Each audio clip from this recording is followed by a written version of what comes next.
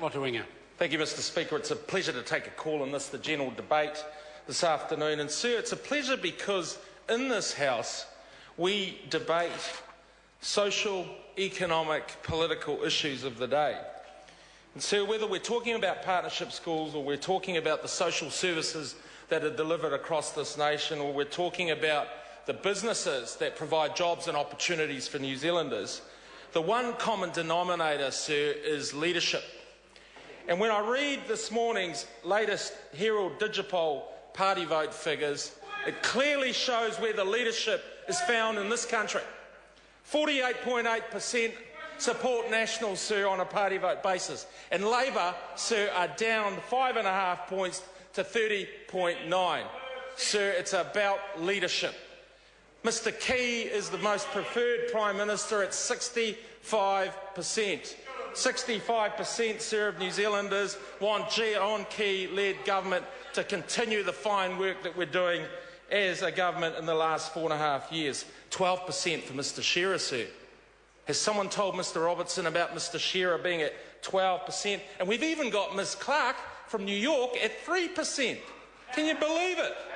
Can you believe it? A former leader of the Labor Party at 3%, sir. But what this poll shows, sir, is that New Zealanders fundamentally don't want what Labor is selling. They don't want the profanity-laced mutterings of old MPs like Mr Goff and Mr Mallard in select committees. Sir, they don't want the fondue dinners in Wellington Central that are going to lead to a leadership spill in the coming months. Sir, and they don't want the backroom deals of the faceless men in our union offices across this country determining the future of this country. So to Labor, take heed. Take heed of the Rudd-Gillard dispute because it is coming to New Zealand in the form of Robertson versus Cunliffe. Robertson versus Cunliffe, and you heard it right here, sir. But the good thing is that New Zealanders want leadership and they want vision.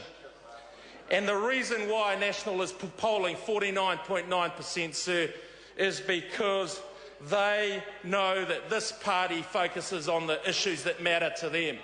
They know, sir, that National care about all New Zealanders, and the last budget is a demonstration of that caring and that efficient way that National go about bringing about the issues that matter to New Zealanders, sir. And what are those issues? Well, we know, sir, that 50,000 jobs have been created in the last 2 years. When I go across my electorate of Maunga Keke, when I go and talk to the constituents that I had clinics last week, when I talk to the businesses, they say the #1 priority of this government should be creating jobs, and that's what we're doing, sir. Household incomes are up 20% since 2008, sir.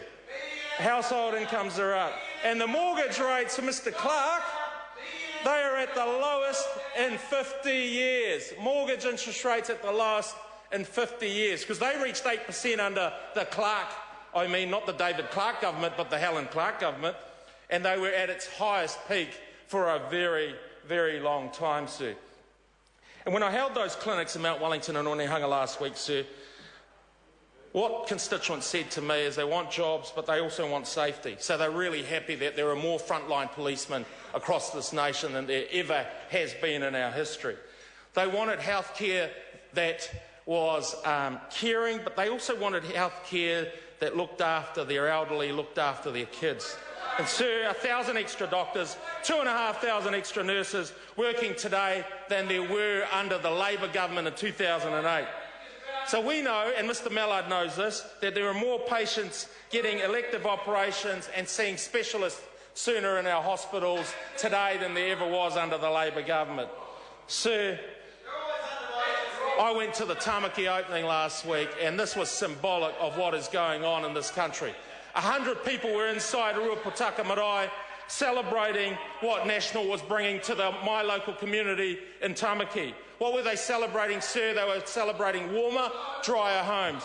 What were they celebrating? They were celebrating ultra-fast broadband coming to their schools. What were they celebrating, sir? They were celebrating Amity, which brings transport links in and around Auckland to speed up travel, not just of residents but of businesses alike, sir.